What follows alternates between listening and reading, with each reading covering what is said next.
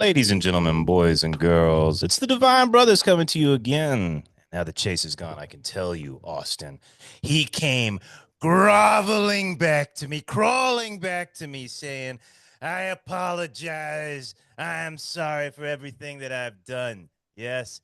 And then I went up to the boyfriend, told him the story, and he said, Really? And I was like, No, we both apologized. And that was it. It's stupid, stupid. So stupid how family drama always unfolds for no reason at all. Or like having epic disputes over time. Like I said 5 minutes. No, you said 5 minutes. You texted me wrong. And then like suddenly there's 2 weeks of silence. And anytime I tell Chinese people about this, they're always like, "This does not happen in China. You would simply kill your father if he got into a fight with you. No, this is the proper way to do things." So I'm glad that there's peace throughout the land now. I wonder how many relationships have ended over text message and not even mean text messages, literally just perception, viewing that somebody's yelling when they're talking. Text messages have literally, I think, they've probably ruined what, how much percentage of relationships? 20%? 30%? Oh, man. My favorite is when people post text messages on Reddit and they're on the I'm the asshole and they're like, "Can you believe what they've written to me?" Well, And then 10,000 comments saying, "You're so right, girl. Dump his ass now." I was like, when "Can it's you finish that?" obvious this is like at the tail end of the argument or in the middle of it, like, well, what did you say before They this? always cut it. It's always the selected part. Yeah. But yeah, it's so true. It makes me appreciate that Socrates never wanted to write anything down. He's like, I'm going to write this shit down, and you bitches are going to misinterpret all of And it. and what did You know, we do to him? Killed him. kill him. We can't keep that around. Get rid of it. Make him drink the hemlock. We've had enough of this bullshit, man. Hey, So you guys would know it was a close vote for to live or die for him, wasn't it? Wasn't it pretty close? actually, Austin would probably know. Austin, I remember I had to read the trial, Me too. but I don't remember. It was just majority. That's all you needed in ancient Greece, right? Oh, the trial system? I actually don't know. Sorry. For Socrates, you idiot. Did he was voted to be killed, but not by a vast majority. Now, Chase, this is when I Uh, talked about being nice, Chase. Yeah, yeah, I don't that's think fair. he knew what we were talking about. I think he just plugged into the conversation. Yeah. yeah, like when I heard that you and Chase were having issues, Dean, I go, dude, what the hell did Chase do this time? Because he's always up to You something. see this? He's always See up this to. thing? You're always the causal root, Chase. You should be drinking a hemlock right now. Austin, continue onward. Great. See? Yeah, it should have been Chase. That's what I'd say. He should have been forced to drink the hemlock. I actually don't remember. He was accused. Okay, Socrates was accused of a number of things. One was atheism because he didn't believe in the gods of the realm. I actually don't know a huge amount about it. I know it's in the Apology by Yeah. Plato if you want to look into it. As a But philosophical guy, I figure Socrates would be like a hallmark staple for months of study at some point in your life. You're saying Dude, that wasn't the case. the thing, let me tell you, hanging out with Bobby and Austin that world is just infinite names. It's you can just go into whole corners and there's 50 billion names you've never heard. Have you read this guy? Have you read this guy? Have you read this guy? Have you read? And that's every conversation, and you're like, holy shit, how can anybody read? You would just choose one section of that world and try your whole lifetime to get familiar with it, and you'd still fuck up. God damn. Austin, you agree? Yeah. yeah, I agree. There's certain thinkers like Hegel or Alfred North Whitehead. Like there's like singular books like Process and Reality, or the philosophy of mind, whatever. That it really would take like 5 to 10 years, and I'm kind of wondering if it's worth it. To be honest with you, but Yeah, it's just Austin me. keeps dropping names like pseudo Dionysus, and I'm like, wow, this guy's not quite Dionysus. He's only a half wine god. So I think that there must be something intense with that guy. Austin, Yeah. why do you say you don't think it's worth it now? Is this a new revelation? Well, I think that certain philosophers are obscure on purpose. I think there's like really profound insights in certain philosophies, no doubt. But there's some of the people that are like really highly regarded that I have a deep suspicion towards, like Hegel, for example. Like he had really interesting ideas, but I think he wrote in such a way to make himself seem a lot more profound than he actually was. All right, it's brutal to read. Yeah. Yeah. Well, it's like, who am I to say that? That's what I kind of feel like, but that's my feeling. It's like, don't demand this much time of me. Like, just write a book and make it comprehensible. And Schopenhauer, one of my favorite philosophers that was living at the same time, said the same thing, and I'm on his side. Schopenhauer, when he wrote a book, you walk away from it like at least understanding what you read, and you had like definitive concepts in your mind. Walking away from reading Hegel is like, I don't know what I couldn't explain to anyone what I just read for the last 2 hours. So like, what's the point of this? So that's like my kind of gripe about it. People's egos always come out in their work. When I was in high school, I became familiar with Les Miserables. The musical. It's the greatest musical ever. It's fantastic. It's truly one of the great works of creativity in American history. It's really, really good. And I was so enthralled by this musical, I was like, I'm going to read the book. And so I go to Barnes and Noble and I'm like, Victor Hugo, Les Mis. And it is this 2,000 page brick of a book. And I was like, okay, well, I could read Harry Potter. Let me try this out. So I get this book, dude, 200 pages before he gets to the main character. He'll spend 50 pages talking about a battlefield that Napoleon fought on that has nothing to do with the book. Just rambling, rambling. And I absolutely got defeated. And then I went back to Barnes and Noble and I found right next to the Victor Hugo Les Miserables book was the abridged book that they sold right beside it. And guess how many pages was in this? 200. Going from 2,000 to 200, they cut out 1,800 pages. And I was like, so this guy was just jerking himself off when he was writing this shit. I guess that's how it happens. That's correct. I think, like I told you about the review of it's one of my favorite philosophers, John Paul Sartre, wrote a book called Being and Nothingness. And one of the reviews, because it's an 800-page book, was like, this is an excellent first draft for a 200-page, philosophy book. And I said, yeah, exactly. Like, don't do this to me, Sartre. Like, don't do this to me. Don't take 5 pages to describe something that you could otherwise describe in 1 page. Yeah, it is very frustrating. But Do you you, do it for I the was gonna insights. I was gonna ask, do you think somebody like that you're saying it's their ego coming out? I imagine them being like, if it was in person, this guy would just, once you got him going, you couldn't stop. Like Eric, kind of like an Eric, almost like kind of insane. Once they go on a topic, it's just every single bit of information they have, it pours out. And to them, they're just regurgitating what they know. But to us, it's like, dude, like summarize this shit quickly. Like, I don't think they're conscious of it. Yeah. So Sartre in particular, I don't know in that particular book, but he was known for taking amphetamine tablets Okay, and that'll do it. smoking the pipe, drinking coffee. So that could be like that could be part of it. Actually, a lot of writers took amphetamines. I think it's probably still the case. Probably like Adderall now, but they were taking amphetamine tablets that were pretty popular in the 1940s. Speaking of people who've got their head up their own ass and think that their farts smell amazing, did you guys see that Douglas Murray Dave Smith debate on Rogan? Chase, did you watch that? I saw it come up on Yahoo, and I was like, I thought these guys were on the same side. So it poised it in a way that they were going at each other. I would have watched, I just didn't have time. So this was uh a disaster. It was Or- painful to watch. And I have one of these. If there's a podcast I'm interested in, I'll be doing something else while I'm like listening in the background. I Like like man. both those guys. How is it a disaster? That's interesting. So I'll tell you exactly why. Throughout I've always liked Douglas Murray. I think that he's a little bit too like I think he thinks he's fucking.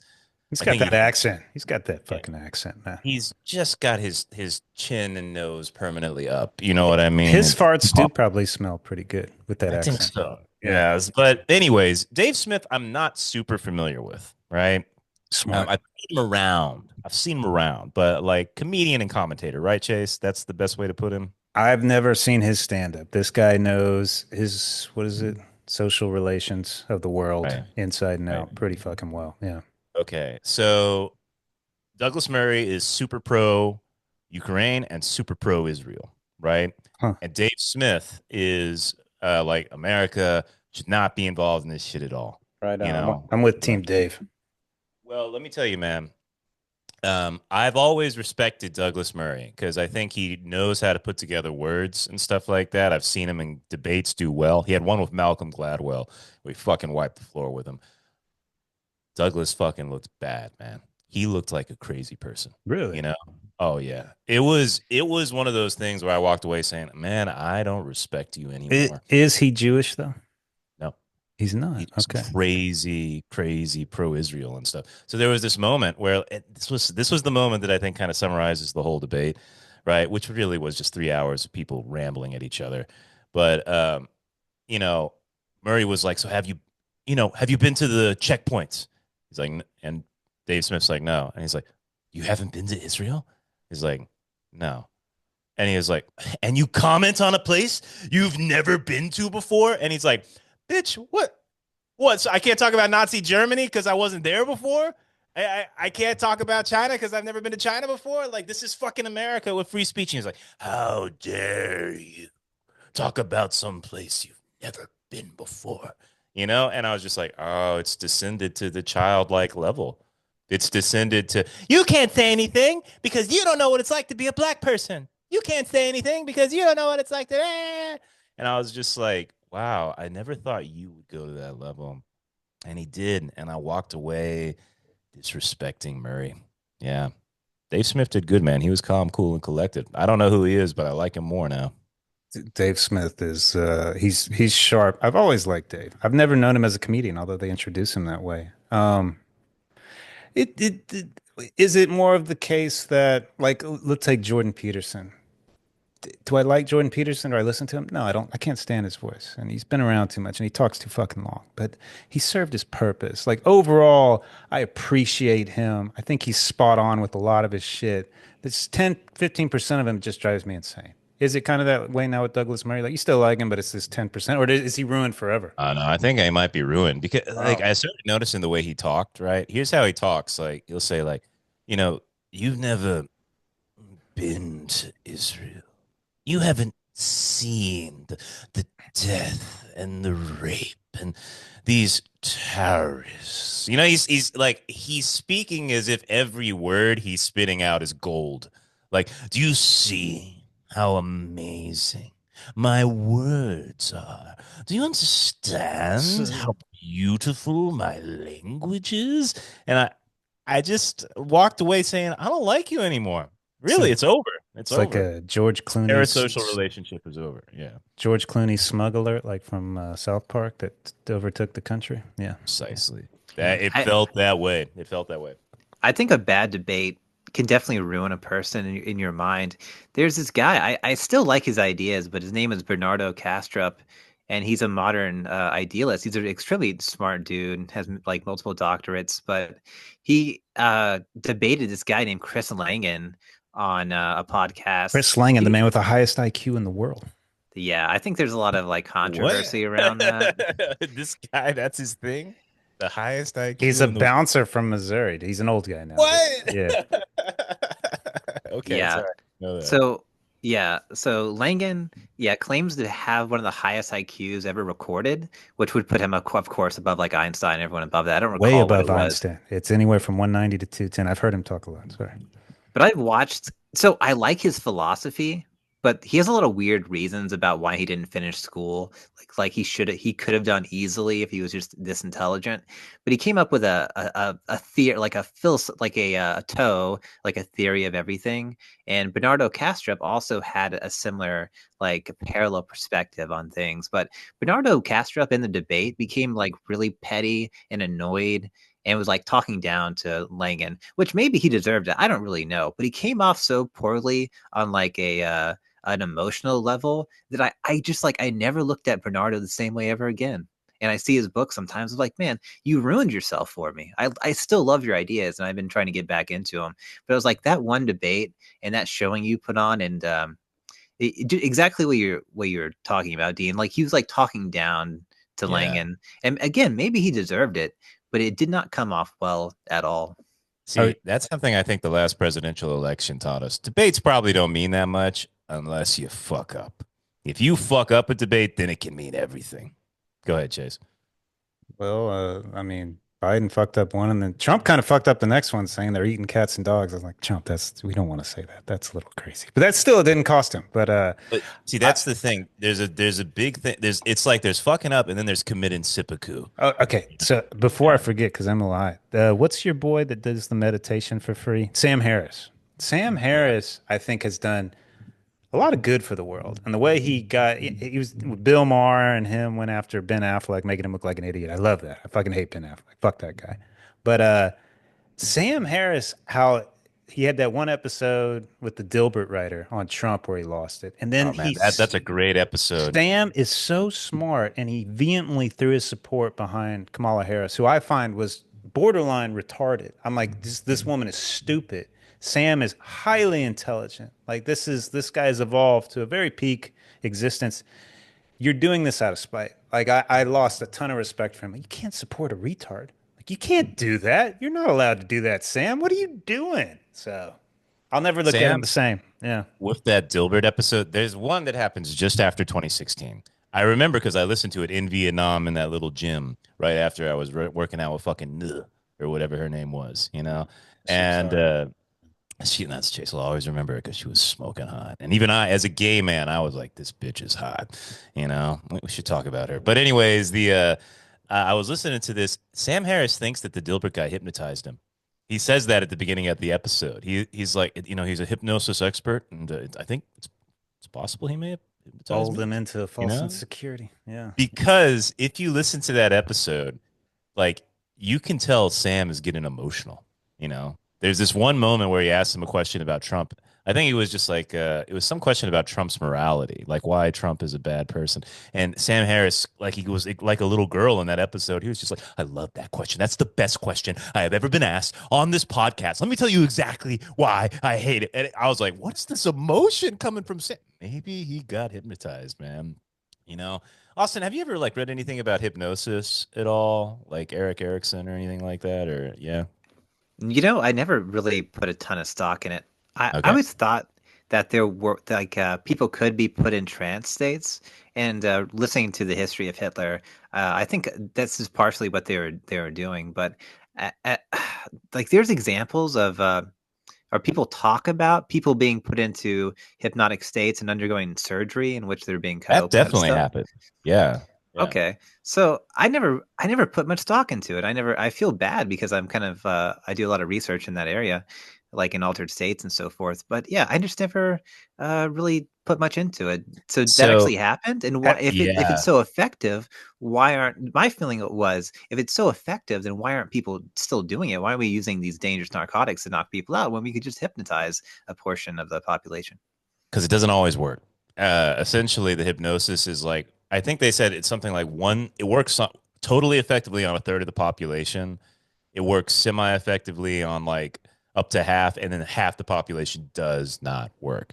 But there's all these records of like British doctors going to India in the 19th century, and there's like these brutal disease, like horrible. We have to saw off this growth on your legs disease, that cause like extraordinary pain, and there's no such thing as ether yet, or any kind of anesthetic. And so they would hypnotize people, and there's all these records of like the pain subsiding. Because what they found out is that I think they said like they theorized that something like 75% of pain is the anxiety of the pain.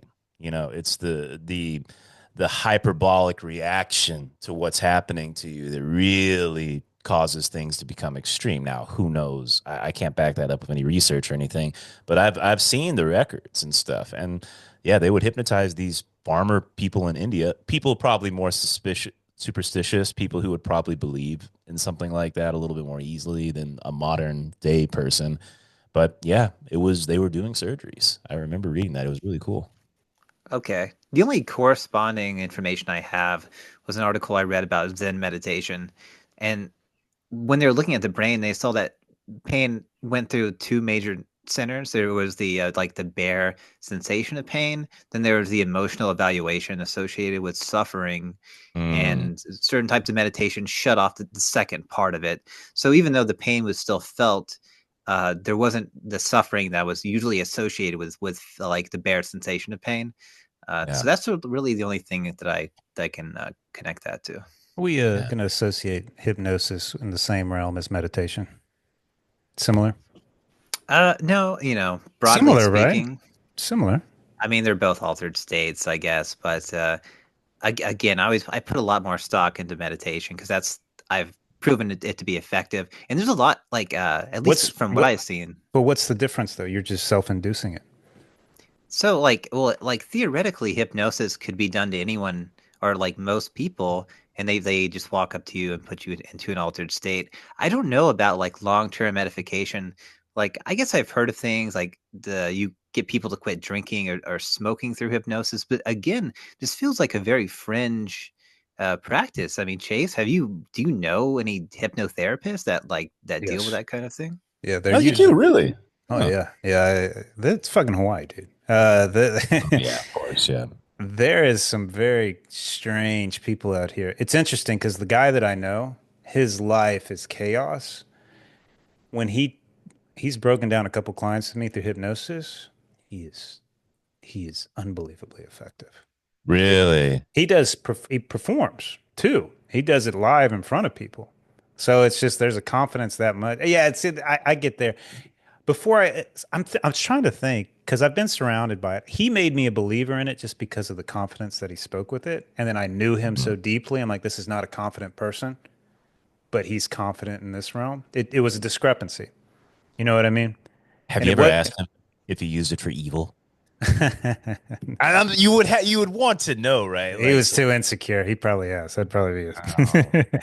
I'm joking, but I was trying to think. Have I ever had to implement a state like to meditation or hypnotize myself in a way like I had to? I asked y'all that same question. Like it came to mind is I fell down the stairs in Vietnam. I was living in Thailand at the time. I go back to Thailand and my shoulder was so fucked, and they sent me to get a MRI where they put you in the machine, but it was one from Thailand. It was like an ancient one, and it was a coffin.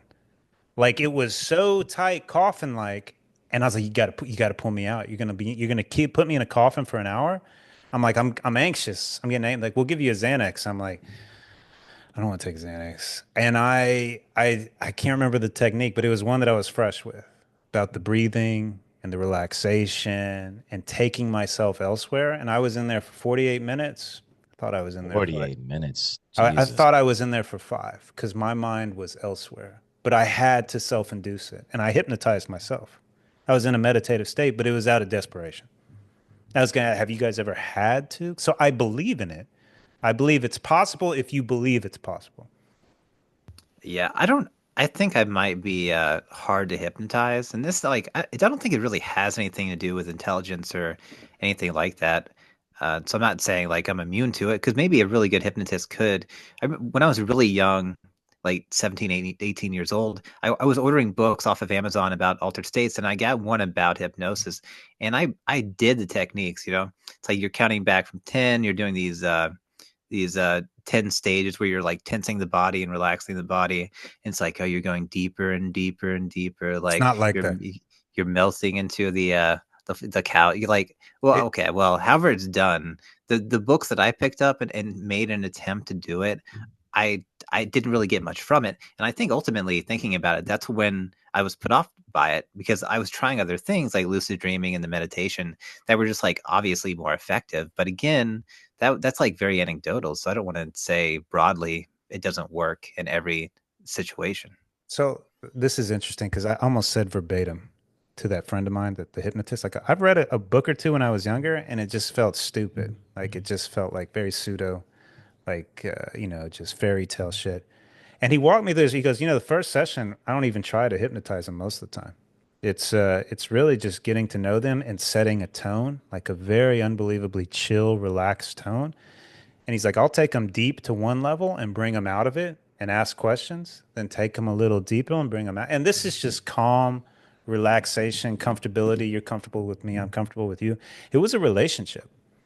He was describing building a relationship with someone to put them at complete ease. And that's when he applied technical, stuff that you read in the book. I was like, that actually makes sense. They don't teach you that in the book, though. The way he explained it made me think there's probably some practicality to it. There's an American psychologist called Milton Erickson. You ever come across that name, Chase? Milton Yeah, Erickson? what's he famous for? He did his famous. Hypnosis. Hypnosis. Like he What was, type? What was the experiment? dude, I don't know. Sorry, but he's the legendary figure, right? The super legendary hypnosis figure or whatever. And I've read like the accounts of him, and like he would do these. It would always be like conversations, just like normal conversations, but he would do kind of these boxes within boxes sort of conversations, like just you flow from one topic into another topic, and it just kind of the boxes within, oh, we're here and then we're here and then we're here. It's almost like he's kind of leading you into this wonderland. And he was supposedly the greatest ever. But have any of you seen Darren Brown, the British guy? You should watch his videos on YouTube. He is unfucking believable. He talks about his techniques. Now he does two things. He's able to read micro expressions. You know what I mean? Like to really detect if somebody's lying or if somebody's like how he's able to read reactions in the face. But I've seen him hypnotize people and it's shocking what he can do. And he always says it's about putting somebody in an uncomfortable state. Like for example, a handshake, you give somebody like a slightly too light handshake, or you squeeze them a little too hard, or you touch them while you're handshaking them, and it puts them off, and they're off balance mentally, but they're not registering that off balance, and you play with the fact that they're off balance because they start to have more off balance reactions that you can read more clearly. And dude, there's definitely something to it, but only the very best of the best can do it. I bet I could do it. I would love to do it. I would be totally evil with it though. How could I not? How could I not? I mean, listen, you want to give me this blowjob. All right. That it needs to happen. You need this to happen right now, but God clearly doesn't want me to have that gift right now. It's a skill. I do the same thing. If you had some superpower with people, you'd have to abuse it a little bit. You would help people more than you abuse it, but you'd still abuse it. I mean, that's what Chase says. Yes. That's 60-40. 60-40. It's, You know if what? you You're had leaning towards the good. That's important. I think that's all you can ask in life. Dude, if you're helping more people than you're hurting, that's good enough. That's fine. Yeah. Yeah. I think that's pretty good. Kill 40%, let 60% live. I think that's good. Yeah. Hey, Chase, what's up? Go ahead. Well, you talked about that Langham earlier, and I've heard podcasts because he's a high school grad. That's it. He never went to college, and he's got the highest IQ. So you could tell it's been a burden for him because he never got the academic side, and no one's given him any respect. And you hear his excuses. Like one story is like, "Oh, I was in class at like Montana State or something, and I called the professor out on his shit book, and then I walked." It's just like, dude, come on. I was just like, this is such a stupid story. But as much as Neil deGrasse Tyson can piss me off, he got a really good explanation. He goes, you got really intelligent. You got like above 130. You got 145, 150s. Weinstein was 160. He goes, there's a point where you can have a really high intelligence and you know how to play the game. Like you can go to Harvard, you know what to say, you know what to do, you get your A's and you move on and you do whatever you want. And then you got the people that are out of that realm that are like 200 where you're smarter than the professor. And you're like, this is where you made a mistake, professor. This is where and he goes, those people fall apart because the void is too big. And I was like, that's possible. I mean, if the void was too big and you truly did feel like a kindergartner was trying to teach you something, I could see how you could get frustrated with academic life. So it put it in a different perspective for me. I don't know if y'all agree or disagree. I don't know. I've never met anybody that intelligent, but his model is called the cognitive theoretic model of the universe. Yeah. It's been a while since I've looked into it, but there's a guy on YouTube called Professor Dave. Have any of you guys seen this guy? No.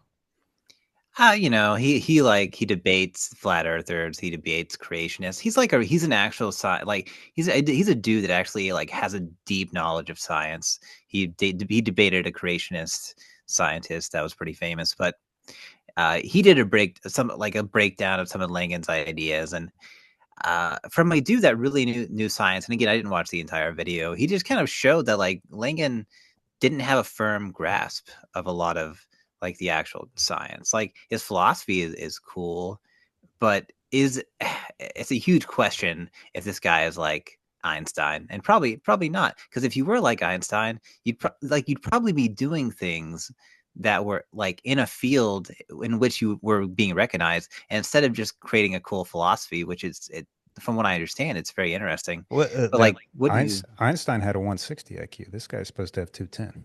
Yeah, but maybe he just did really well in the test, and he just like He floated the rest of his life on that. he took the test. They're like, we don't believe you. They paid for a guy to come and do it, and that guy goes, I estimate he's between 190 and 210. I can't tell because it's so fucking high. You know, I there was that book by Malcolm Gladwell called Outliers. It was really big like 20 years ago. And there was this he talked about this study. They did this huge IQ like study in America where they followed the top 1% of 1% IQ people because the IQ tests were mandatory in the Oh, United I bet States. their lives are disasters. Disasters. So, so that's what the whole point of it was like this guy who made his entire life IQ and studying IQ. He followed these kids for like decades and decades and decades, and he found out like some of them did become judges and lawyers and doctors, but some of them became bums. Some of them like never became anything. You know what I mean? And he's like, it actually was basically parallel to the normal population in terms of what we perceive as success. Can I say and this remember who would you think might be one of the smartest people that's ever come into my life? And you've met them. Your life? Yeah. Smartest, probably Dr. Scott No, or no. Dr. Moran. Think a bit deeper. In your Instability and intelligence combined. David. Crazy David. Crazy Yeah, Tyler. yeah, yeah, It, yeah. I've, Of I, course, yeah. this guy, Austin, actually, this would be a perfect guy Man, for your book club Austin, because he's probably read all the books that Bobby and you Austin, have. I would love for you to talk to David. He's man, that's a perfect match Well, right there. so Yeah. let's say so this guy he was a professor at this university. I was a counselor there, and I immediately like this guy's intelligent. He's got me beating IQ points. This guy not only did he miss social reads, the ones that he made, he didn't care. He was just like, you know what, Yeah. fuck it, I don't like the way you talk to me. Like he was confrontational He with was it. so confrontational. Just like everywhere you could just feel him. You could feel the confrontational energy pop up at any moment. So I'd hang out with him once a month. I'd go to his house. His wife would cook dinner for me. We'd hang out Great and wife. we'd talk. We would talk. Great wife. Yeah. And Song was her name, man. Her name was fucking you Song. remember the wife, yeah. But David's like, why don't you hang out more? I was like, Dave, I can only handle you once a month. He's like, thank you for your honesty. Like he's like, I totally understand that.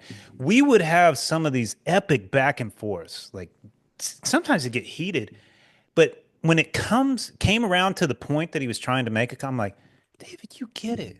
Like I totally get like I can see your intelligence. I can see your lot. Like there was brilliance there, but it was just mixed with insanity. And I told him, I was like, I don't know how you've stayed alive this long. I'm shocked someone hasn't killed you. He's like, me too. Probably is dead. He Yeah. he probably is dead now, but Probably. that to me that was probably one of the smartest people. I bet you he was 160. I bet you something like that. And he The other just thing couldn't exist. He didn't fit in this society, Austin. He did not belong on this, not in this life, somewhere else in a commune, somewhere. Yeah. I have to mention his wife because like I met him later in Vietnam. He came to visit or whatever, and I immediately got that energy. But he had this wife, Song. She was she was just this infinite well of tranquility. This bitch was just pure zen peace. Like, and it was the perfect yin and yang because his energy is just crazy, just fire, explosion, ideas, just confrontation. But she was this just infinite peace, man, and it was a perfect match.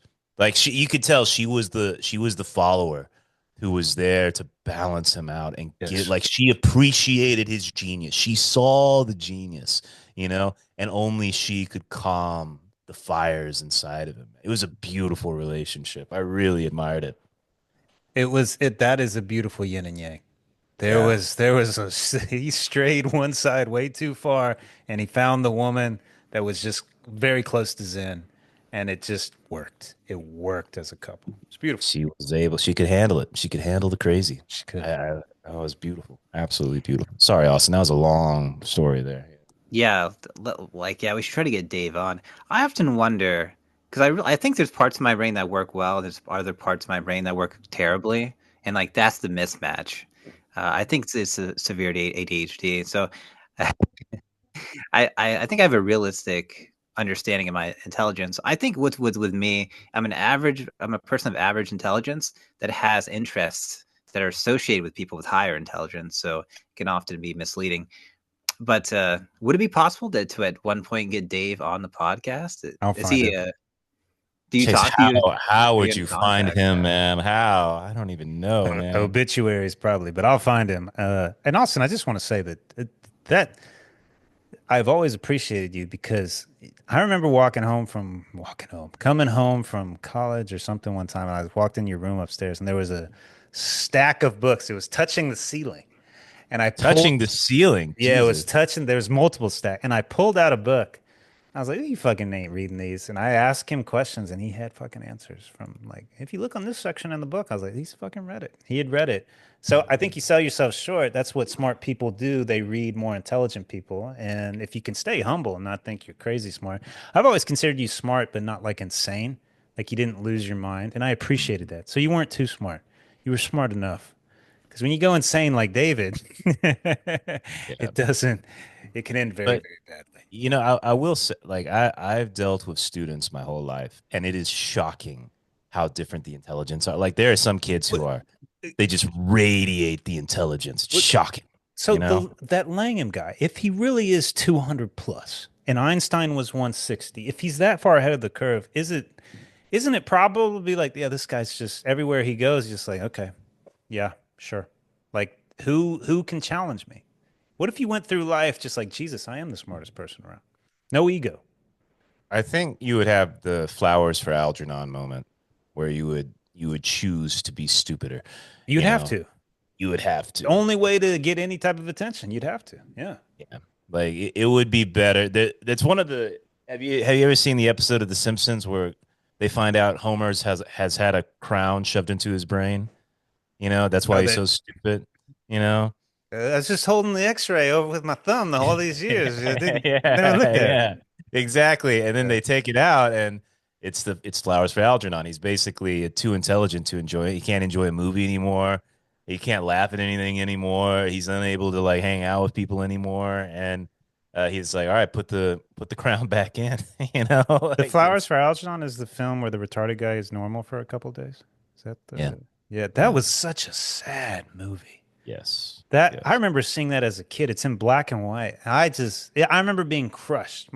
Like the chick wants to sleep with him the last night. It's like, hey, I'll go home with you, and he's like, no, I can't do that to you. And Yeah. I was like, oh my God, I could. It just, why did you bring that up? You fucking re-traumatized me. I thought I blocked I that out. remember Now you it, brought it back. Fuck.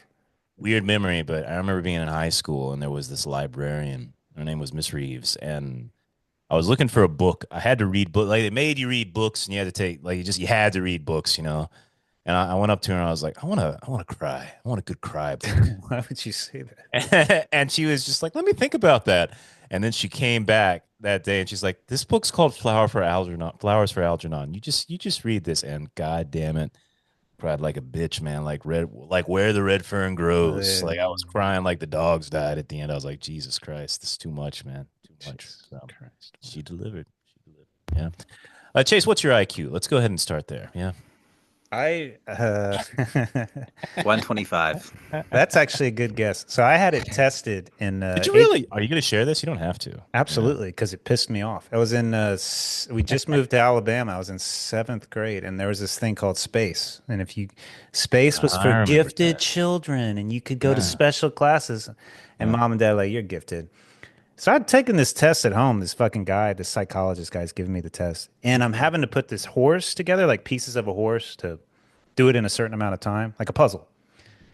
And I put the leg in like two legs in the wrong spot, and I see it, and I pick them up to change it, and he smacks his hand down on my hand, like out of time.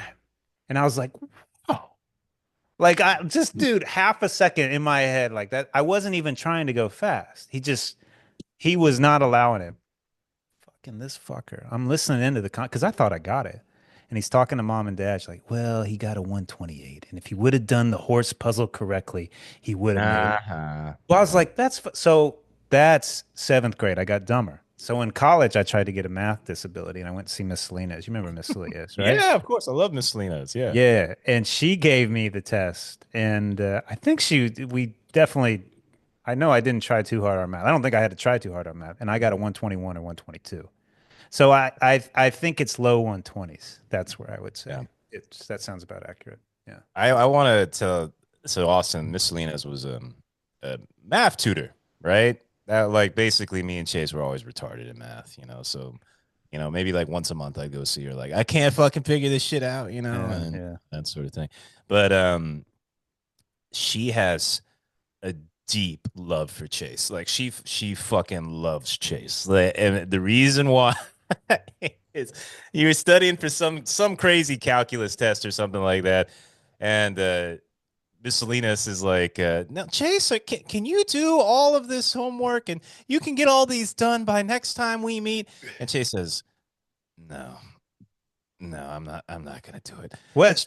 she bursts out laughing. She's like, no one's ever said that to me before. I can't no one ever does the work, but you actually said it. I can't believe it. And she was so What? amazed by the honesty. She loved Hang you on, forever. bro. It was Yeah. calculus 1 or 2, and each question's half a page. I mean, it's fucking intense. You miss one little thing, you're fucked. She gave me 6 for homework. So look, Chase, 6. I'll see you in 3 or 4 days. You need to do these. Come back. And I was like, I can't do that.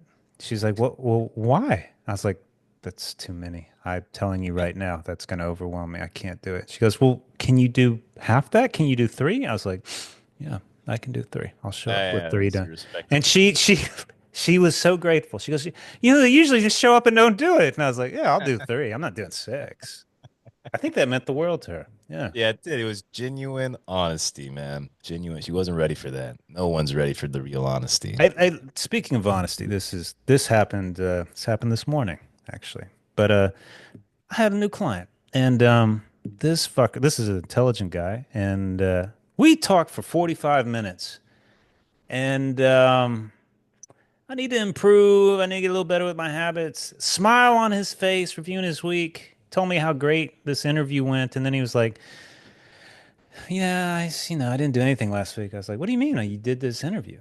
And he was like, "I called out from work and I stayed in bed. I was just had no energy to get out of it." I was like, You've talked to me for 45 minutes telling how you nailed this. Yeah, that's the only thing I put any energy to this week. After that, I just laid in bed depressed. I was like, you weren't going to tell me? Yeah, yeah. Well, I'm telling you now. I'm like, you were telling me I had to ask. Like it blows my mind that people want you to they can't do it. Even in a place where you're supposed to do it, you just got to drop little breadcrumbs. And like, well, what does that mean? It blows my mind, man. Even in a place where you're supposed to open up, I still had to fucking ask before he told me. It's crazy.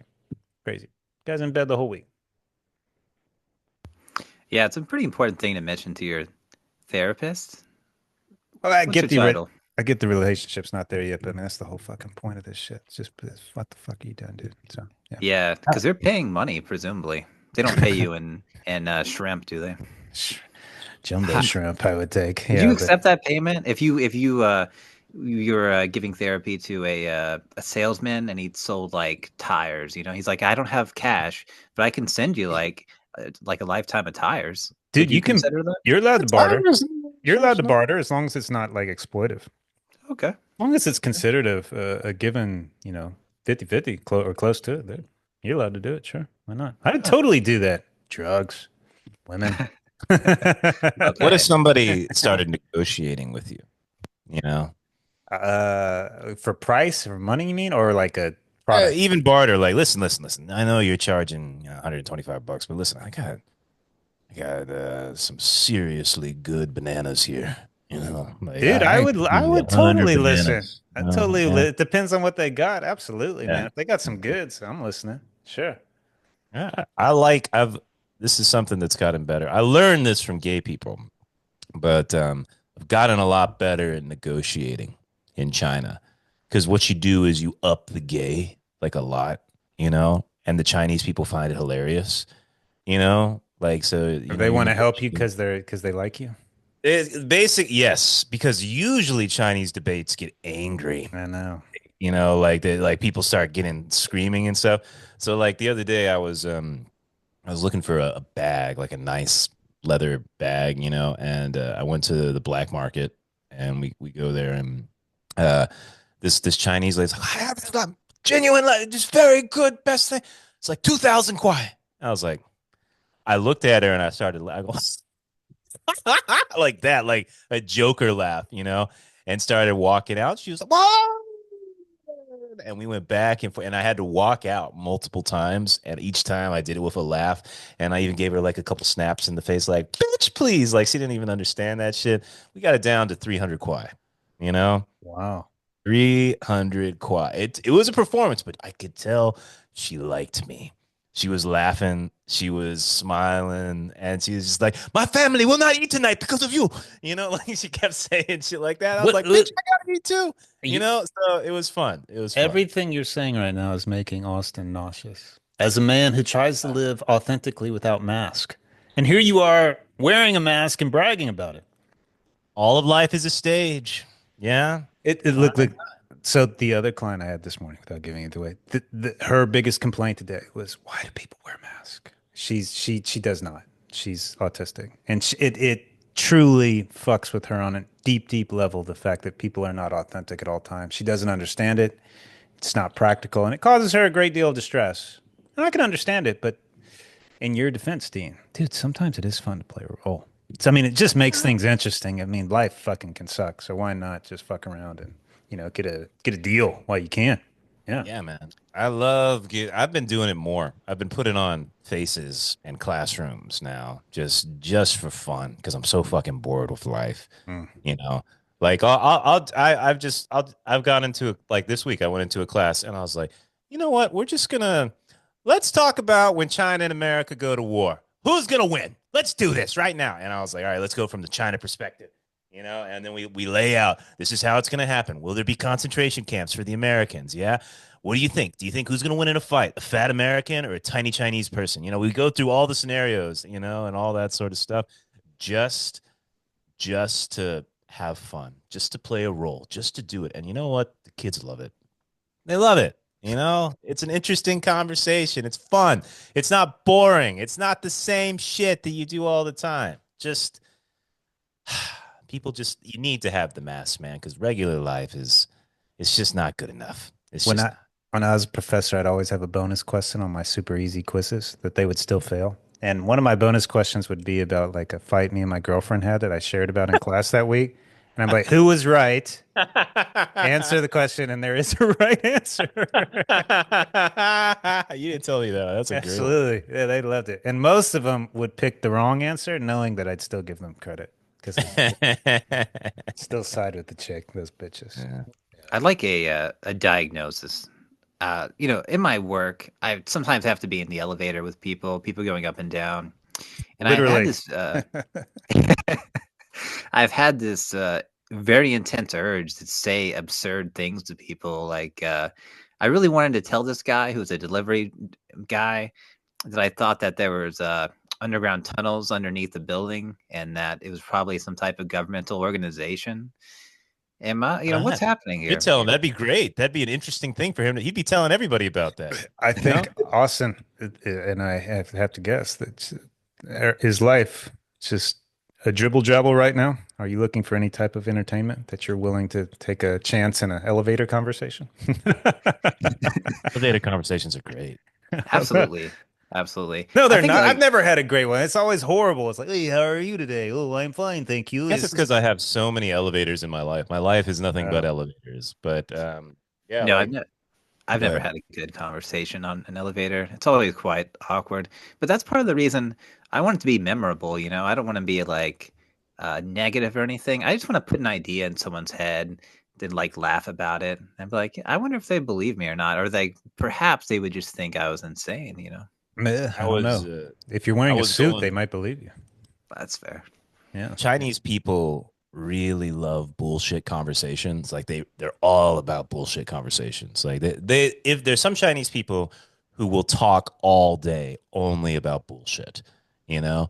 And I was getting I went back to the Chinese doctor. She's doing massage on me. She's been doing it for a while or whatever. And she's like fucking with my stomach, like pushing shit around. And there's a fart coming. There's just nothing I can do. She is moving gas through the intestine, like jung, jung, jung, jung, that sort of thing. And I was just like, I can't hold this in, and it's big, it's bad.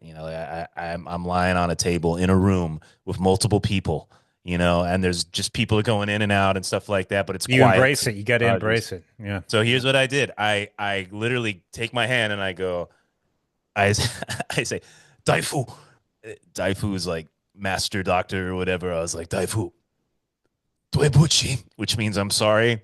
And then this, it was huge. It was huge. It was massive. It was just, you know. And Chase, You heathen. You fucking oh my barbarian. God. Yeah. It was a great, truly a joyous laughter. Oh, did they all laugh? They all laughed? Everyone, they loved it. In fact, the lady who was lying next to me gave me a high five. She gave me a high five like that.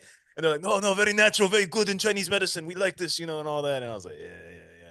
But those little moments, man, that's fun. It makes life better. Would you rather just sit there uncomfortable, just enduring while a fart is stuck inside of you, Well, to have the conversation. now, Austin, are you truly bored with life? Is this an accurate assessment, or am I off? Uh, Certainly bored with my job, and if I may, like me and Steve were having a conversation while playing Halo the other day, and I have several bosses that I don't like, and we were pondering like why they're wearing a mask, they have this sense of urgency about them, and they speak down to you, and we thought that it's only people that have nothing on the inside that have to make a big deal and have to like play a game about whatever they're doing is like the most important thing in the world. And I think that there's like it could be taken from either side because like there's like a seriousness that is appropriate, and then there's like a fake kind of seriousness. Like you put on airs to make yourself feel better. Like what I'm doing is so important, and like you have to listen to me, and it automatically puts you in a situation where you have to have a mask. So you have to act like what they're saying is important. You have to stand a certain way. You have to respond a certain way. I was at a party some years ago, and one of my bosses was there, and it was a very relaxed atmosphere. And I had this like moment of honesty come over me, and I said, "Hey, man, I lied to you all the time, right?" And everyone's laughing and laughing. I go, "I have to. Like, there's a power dynamic there, and I don't want to lie to you, but I have to." And how And did he respond? he understood. He was actually a pretty cool guy, but He's like, he come see me in understood. my office Monday morning. No, no. But I told him, I was like, hey man, there's a power dynamic that puts me in a situation where I can't be honest with you. And it's like, hey, why didn't you do this? Oh, I was doing all this other stuff.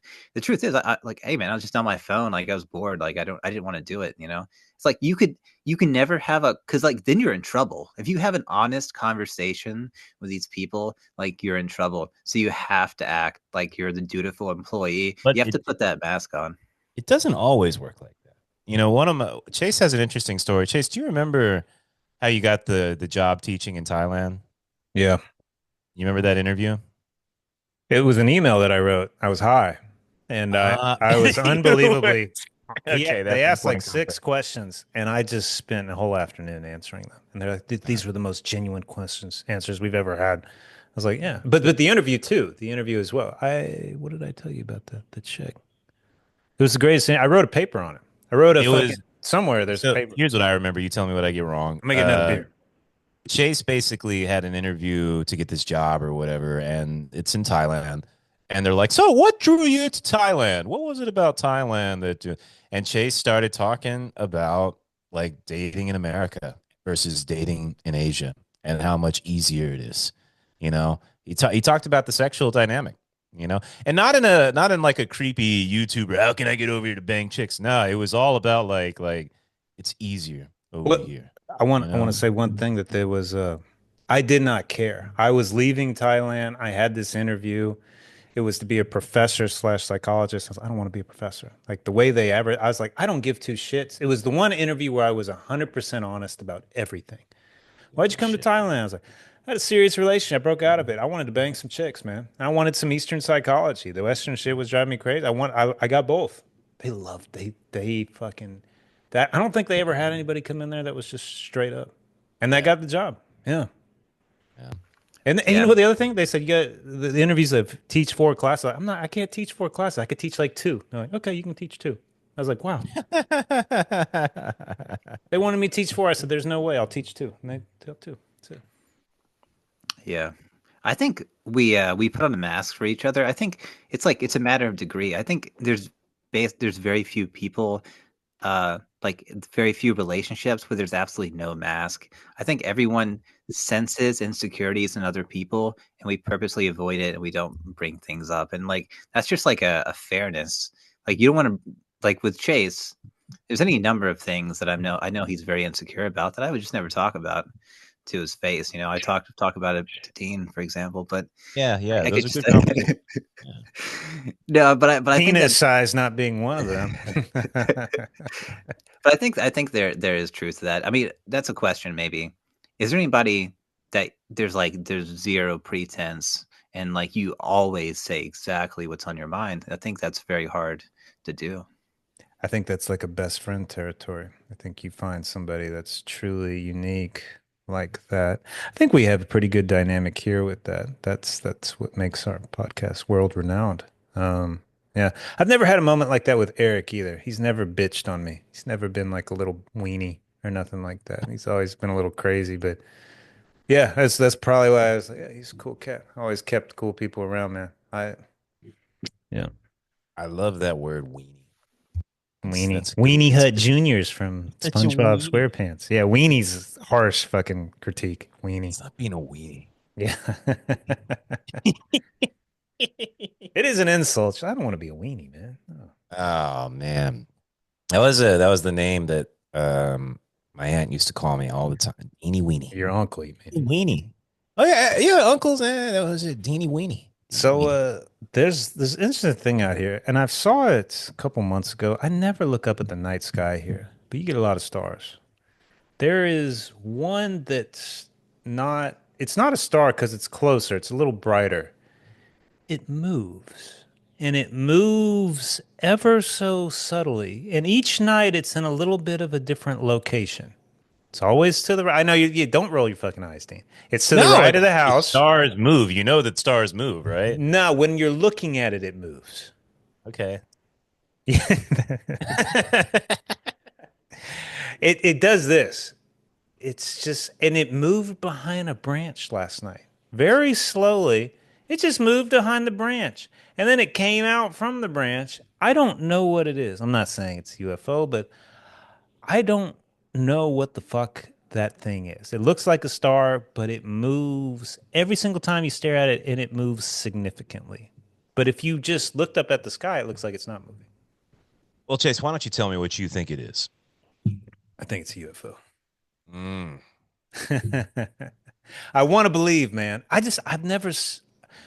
You think of something shooting across the sky, going sideways. I look at all the other stars, I stare at them. They don't move. This one is brighter, it's closer, it's a little different location every night, and it moves while I'm looking at it. So I don't know. I'm gonna look at it again tonight. If I get Could be abducted, I military. told you. You know, the base is up there on the mountain. You know, all kinds of shit flying around. From what my buddy that was ex-military over here says, remember those big mounds in the middle of this island? You know, just Yeah, the of course. random Yeah, hills. He said yeah. all those are man-made. For All of what? those are silos. Silo? Oh, nuclear silos? I don't know, but That those is some shoot that's shit. cream Hawaii bullshit right there, man. I don't think so. I think why would there be random hills just out of nowhere, randomly? Austin, one day, Austin, please come to Hawaii one day. All right. Because this is every conversation with a local.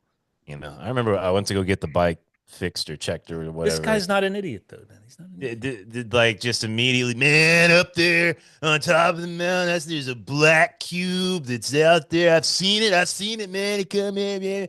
And that's like, hey, can you fix my bike? 20 minutes later, you're deep into alien territory. That's every conversation, man. Come, dude, if you're a nuclear power and your biggest enemy is across an ocean and there's a chain of islands in the middle, you're gonna post up there for sure.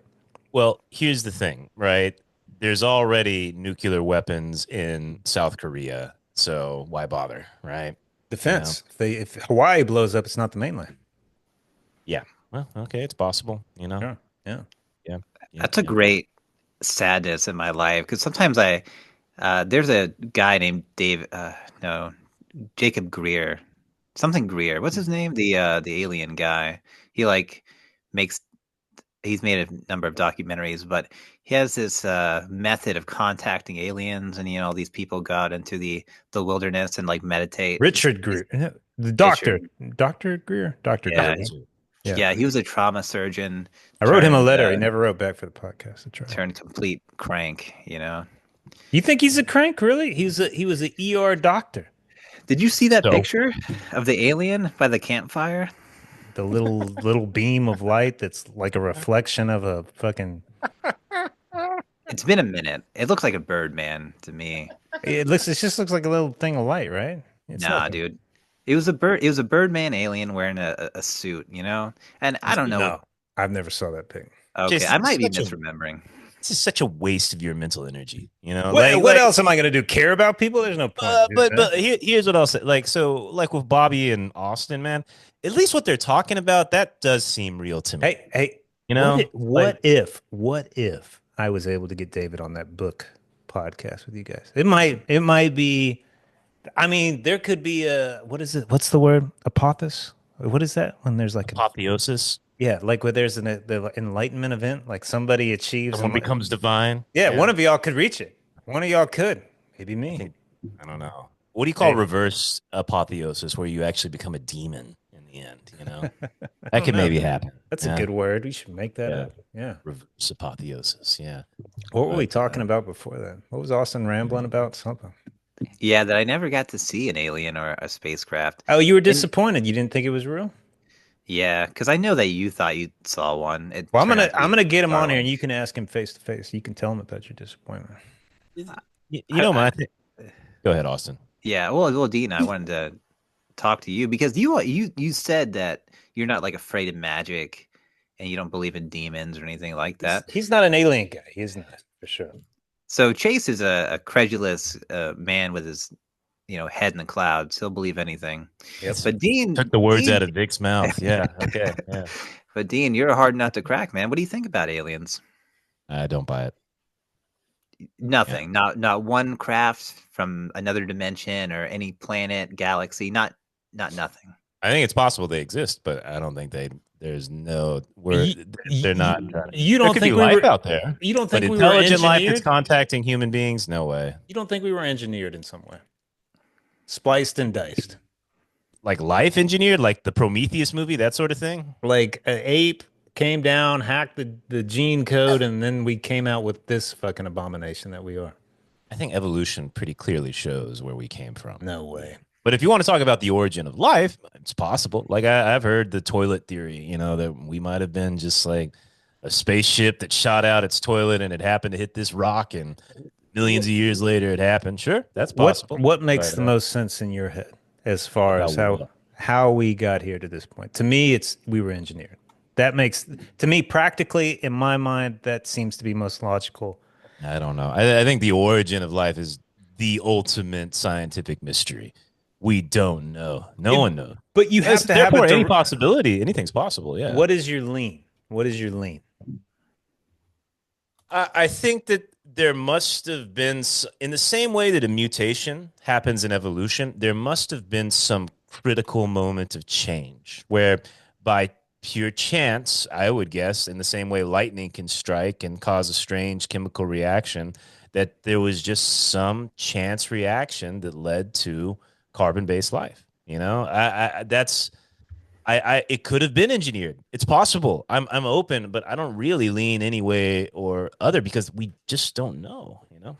You don't formulate your own thought, or you just the evidence isn't there for me to formulate that thought.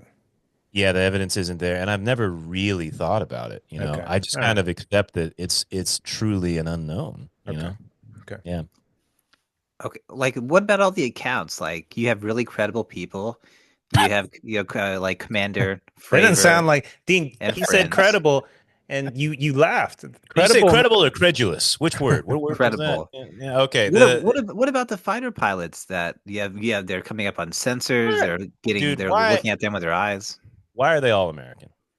Like in China, right? China is huge, gigantic. And I've been to these villages and you can see starlight like you see in China, man.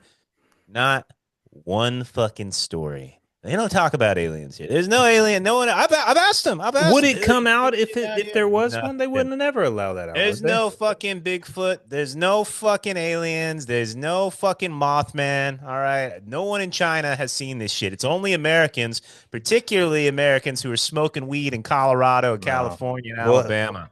All well, look, right. They're the what? ones who are reporting this shit. All right. Well, look, I'm with you on that. But what about the dog man in fucking Michigan? Right?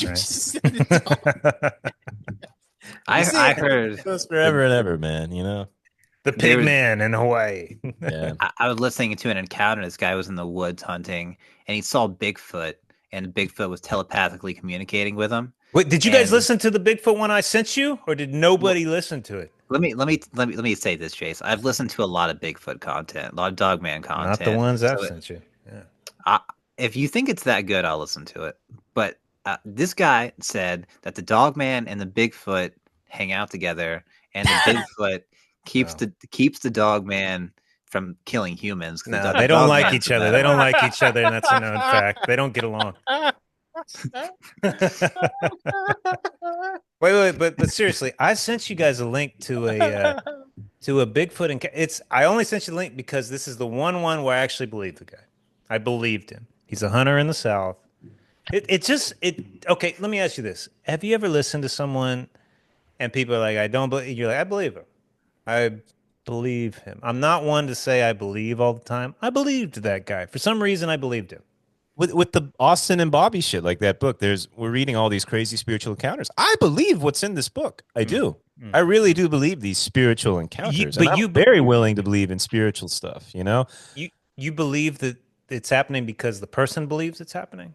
Like you don't believe No, it's in fact, I believe in the continuity that exists between the experiences. There's similar experiences happening all across the world. So what's the right? difference with the Throughout aliens time then? too. Why the dissociation with the aliens Okay, so for example, I can read about a Tibetan Buddhist monk who's having spiritual experiences at the same time that a Puritan is in 19th century or Sure. 18th century Massachusetts. Okay. I don't see that with aliens. I see people talking about it all across America on internet videos, but not a soul in China. No one But talking South about, America they do. okay, well then why not fucking, in Europe they do. Mongolia? Africa. Where in Africa Europe? has accounts. Africa has accounts. Dude, the tabloids in Amsterdam had that shit in the newspaper all the time. So it's really Joe just Rogan has a great point on this. Like, he says, like, in California, they are aware of where every single mountain lion is at all times, right? bullshit. Why? Yes, because they have the park cameras and they have them tagged at all times. They know where they are. You At believe all that? times. They know where Yeah. all of them, all. Chase, China Come on. knows where your fucking phone follows you all over the place. There's cameras everywhere watching your every move. The fucking Elon Musk knows what you Googled last night. Like he knows God, I exactly hope what not. to jerk off to. Okay, like this. I'm telling you, man. This is how the hell can we know where every mountain lion is in California and no Bigfoot evidence beyond a photo going like, "Look," like come on. Okay, It's but absurd. would Absurd. there be information that you don't want to get out, therefore you don't let it out? I think America's really shitty at hiding information. No, we're not. We still don't know who killed JFK. Let's release all the files. Who killed him, man? We don't know. We don't know. LBJ. They didn't release the fucking files, Chase. It's like Dean, we know what they want us to know, man. That's it. We might know a tiny bit more, but the real significant shit, we don't know jack shit. Let me tell you what, you know what's interesting? Like, okay, so I'm sorry to get political, but like with the Trump thing, right? You know, what do we know? How about the fact that Trump would said, now's a good time to buy, and then Charles Schwab's and all his billionaires friends do a massive sell-off where they make billions and billions before the stock market This goes is up again. market manipulation 101. This, like, literally, if you wrote a book on it, you You see couldn't what have I done a mean? video. Like, we're bad at hiding shit. Of course, they're fucking taking out, they're making money and all that shit. That I can buy. I can totally buy it. But Bigfoot, man, come on. It's fucking 2020. How do you describe all the technology jumps that we've made? It's just, it doesn't make any sense. This always bothers me. It's just like we're struggling to get by. We have a cell phone now. We have AI. Like, it's like, how the fuck? It's been did that- exponential. You can just look at it. Man. There's no way it happens that fast. There's no way without some type of intervention. Exponential curves happen. No, I've heard. During World War II, the Palladians made contact with the Nazis. Who are the Palladians? What? They're tall whites. The who Nordics, made Dean. Cheesy. Yeah, Slim Man. Slim Man. Is the that it? Nordics. So, Okay. and the reason they got connected with the Nazis is because they'd been in a war with the reptilians for a million years. And there's reptilians. Look, Dean, you can laugh all you want, buddy. But this is some real stuff going on behind the scenes, man. Look, dude, I didn't want to say it, okay? Yeah. But you need to get back in touch with reality because you're living in a fantasy Listen, world. he's not on there anymore. You don't have to say it anymore, Austin. It's okay. You can say what you really think, you know? So here's the deal, okay? Reptilians have been living on this planet for a long time. It goes back to the dinosaurs, and they've gotten in bed with a particular group of people. Austin, I have a serious question. Okay. I remember you used to have a lizard. Do you remember this? You had a lizard a while back. Didn't turn out well. It didn't turn out well. Okay, so here's my question. Did you have a bond with the lizard? Like in the same way you could a cat or a dog, like you could feel this lizard understands me and knows me to some extent?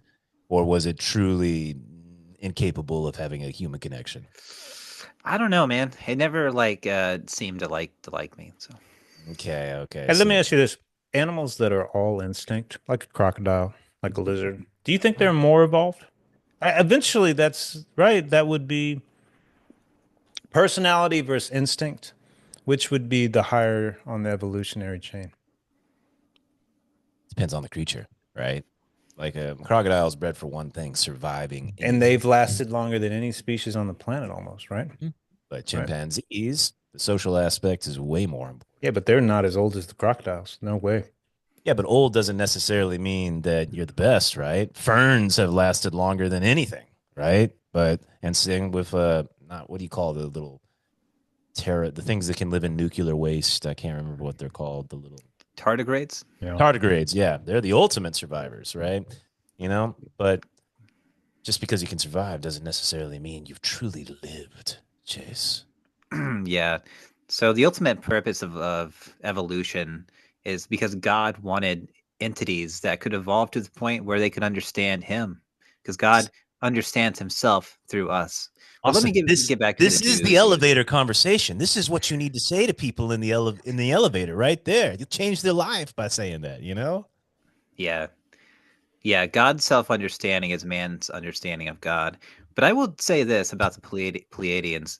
So why did they give the Nazis the technology? Because the reptilians got in bed with a group of people. Can you guess who those people were, Dean? True. The Jews? Was it Jews? We're not going to say that, but that's correct. That is correct. Oh my God. And look, okay, they gave the Nazis the technology, and then we got the technology after the Reich fell through Operation Paperclip. And I'm in the place where it happened, dude. What's his name? Rocket Man. These are official government documents too, right? Yeah. This is all official. According to someone. I don't know if it's officially official.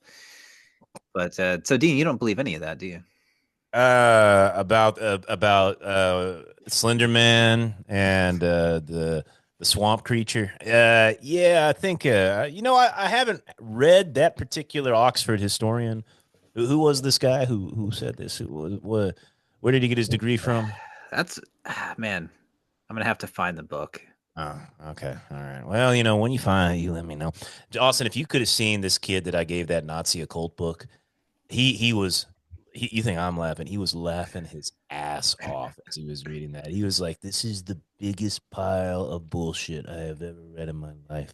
But he loved it. He enjoyed every bit of it. He read all of it, front cover to cover. Yeah. So, Well, here's the secret about occultism is that there's a lot of stupid stuff in there that is that's really this. retarded, and you gotta be retarded to believe it. Okay, I'm gonna say a lot of people in the occult Reddit are gonna be really upset with me, but there's Yeah. a lot of retarded beliefs associated with the occult. But Maybe didn't like with the occult, you have a maximum IQ. We don't accept anybody over 100. That's not welcome here. what IQ with belief is powerful. I mean, if you have those two combinations, I mean, you can fucking win a world war. So I've always kind of believed in that if you truly believe in that you're gonna find something in the end, I think you probably find it. If you believe in nothing, you probably find that. If you believe in heaven, you'll probably come across some concept of that for a while. If you believe in rebirth, you'll find that. So I do believe in the power of rebirth, but intelligence definitely factors in. What Yes. if I believe in the power of finding $1 million? Am I going to find it? I've been, the manifestation, the intention thing. I think there's something to gratitude and being grateful, and then if you're appreciative, like I think there's higher vibrational forms. If you're thinking a certain way, I think you can attract different types of aspects into your life. But to be super specific like that, A $1 million, million no, dollars? I don't know. Ah, man, I thought we cracked the universe there, Chase. I was excited. Well, I think conditioning's a real motherfucker. I think you can try to be positive or $1 million for a day or two, and then all of a sudden you get hit with the old habits and the old coping skills, and then you're right back to square one. I think that's 99.9% of people. Yeah, yeah. Star Trek called said that man was like a unity of two things. He called it I thought you said Star facticity. Trek. I was excited. I was like, wow, Star Star, Trek reference. Let's go. That's the Okay, name of Star the Trek. yeah, philosopher. He's a real guy. John Paul Sartre. That we are both freedom and facticity. Like we are stuck to our habits, but there's also a part of us that is able to disentangle from that. But Austin, dude, I'm it's telling you, man. incredibly difficult for sure. Elevator. Next time, you just go up to them, you put your hand on them, and you say, "We are both freedom and facticity," and then walk away. Just, I'm telling you, man, that changing people's lives. They're gonna tell everyone, like this guy came up to me. He Nah, has just quality. tell him there's tunnels in the basement, man. That's what you I tell him. need I need to break the barrier, dude. I need to start speaking my mind because I got a lot of things to say, man. But I can't tell it to people at work. But maybe I should. Maybe I should Why tell not? them about the Pleiadians. Because they're a bunch of squares that all they only care about how best to make cook an egg. I got no time for it. Dude, like you got to get out of that job. It's I time. do. It's It's it's just soul time. crushing, like beyond belief. I can't even describe it to you guys. And Chase, look, I know you're very a wealthy individual, so if you Yeah, want to send me money, I would accept it. That's all I'm gonna say there. So I don't have understood. to work anymore. If we Well, had a Patreon, people would send you money, Austin. They would do it. Have you considered an OnlyFans? hey, Yeah, can I I? mean, I could maybe read some books and stuff on that. All whacking off. I think that could be big, Like I Listen, think it would listen. turn people on, I got something to say. Look, there was this chick I was following on Twitter, and she A enticed hot me. Of yes. course, why would? Yeah, of course, she's smoking hot, and she had an OnlyFans, and I joined. Just you do Nice. the 1 month. You want to see. Her OnlyFans was worse than her Twitter. The pictures and the videos on Twitter were better than her OnlyFans. I was like, this. Yeah, I'm paying for less. I thought like the whole point of OnlyFans is you could request things. E- Yeah. e- the content is more, and you can request shit. The content was less. I've never seen anybody's like, you're giving me more for free, and when I pay, I'm getting. I think she might be retarded. Turn I me off. can't Yeah. believe I Turn me can't off. believe you paid for it, man. I can't Whoa, believe whoa, you whoa! paid. You've never paid for an OnlyFans? Come on. Never. I've never paid. Bullshit. Never. I've never paid for Really? pornography. There's enough out there. There's enough. Good God. Well, Like it's look, just an infinite okay, well, okay. So for me, it's short lived. Like I'm like every night it could be a little different taste. So like maybe I get one for a couple weeks and then I'm done with her. And it's like I get it. I'll pay for the month and then I'll cancel it. I never do If too much. if you think this is I think you should consider castration. I've I think you might. This might help you out in the long run. It might help you focus. had some great Yeah. conversations with some OnlyFans girls. I have fucked them up. I have. Yes. Oh, really? Why are you doing this? Really? No, no, I'm not worried about getting off right now. I want to know why you jumped into this. Oh, so your boyfriend encouraged you to do this. So this really isn't your fantasy. Yeah. So I have fucked with something. Are you a psychologist? Yes, I am. Chase, I got a book recommendation for you. Green It's eggs and just ham? it's just called Evil, Oh. Hmm. and this guy's a psychologist of some kind. I don't know, but he made it scale between like 1 and 22, and he like the whole book is him just being like giving a detailed account of the most evil people that have ever existed, and then going like, he's like a 19 next. So It's who's like his 19? 22? Who's What's a his ni 22? what's a 22 and a 19? I don't get it. uh like very high is like sadists who torture for long periods of time. They don't necessarily have to kill the victim, but intentional infliction of suffering over a long period of time. The people that were that often ended up being very high in evil lists were parents and step parents who ended up having full control over the kids. And we're talking about years and years of prolonged torture, keeping them in closets, forcing them to eat cockroaches. There's a case of a man who would throw his children into a closet and then spray bug cleaner in there, just as an example. Dude, to Just make like, sure the bugs don't get them at night. That's caring. yeah, Yeah. it broke Awful. my brain. After a while, I don't think. I I don't think I could became read numb that. to it. Yeah. I don't know if I would recommend it because, yeah, I fell asleep to it one day and I had terrible dreams, and I was like, I can't do this because when the conscious mind shuts down, the unconscious is listening, and it started feeding me these terrible visions, and it just showed me like you don't really see it because most people are not evil, but dude, people have done terrible things, and it's like, and not just like Nazi prison guards, but like some dude living down the street that you Yeah. would never ever consider. I mean, Ted Bundy, of course, is a good example, and he was brought up in the book. That's the scariest one to me. People that let's like not the obvious psychotic and schizophrenic, but he talks about those people that kills their parents because he believes that the devil has incarnated into them. And those people are not considered evil because they're not really because they're confused. They don't really have an idea of right and wrong. Um, the truly evil people are the people with a very clear understanding of right and wrong, like Ted Bundy, who would to your face is a very kind, like intelligent person, goes through his life story. Everyone, like a lot of people who meet him, say this guy's fantastic. I love this dude.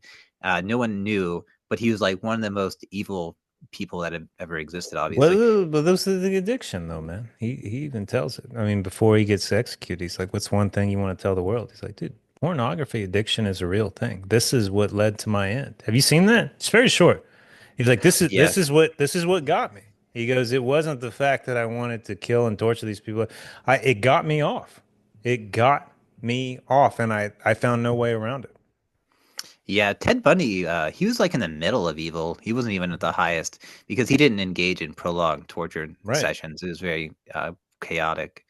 But yeah, pretty scary. But like, yeah, I did see the interview. And a lot of people were said an interpretation of that was he was trying to like responsibility because he was like violent Maybe. pornography led Maybe. me down this path, which may or may not be true. But ultimately, the guy made choices, Dude, and he made that choice like but 20 that was times. absolutely a catalyst. Dude, porn is powerful. Porn has fucking ruined generations for sure, and it has altered sexual preferences. It's altered mine. I know that. So it's just Did, I know it's powerful. Mm. Austin, did he give a sort of a statistic for, hey, this is the percentage of the population he buys is quote unquote evil? That's a really good question. It's exceptional. Truly evil people are exceptional. It's got to be less than like much less than 1%.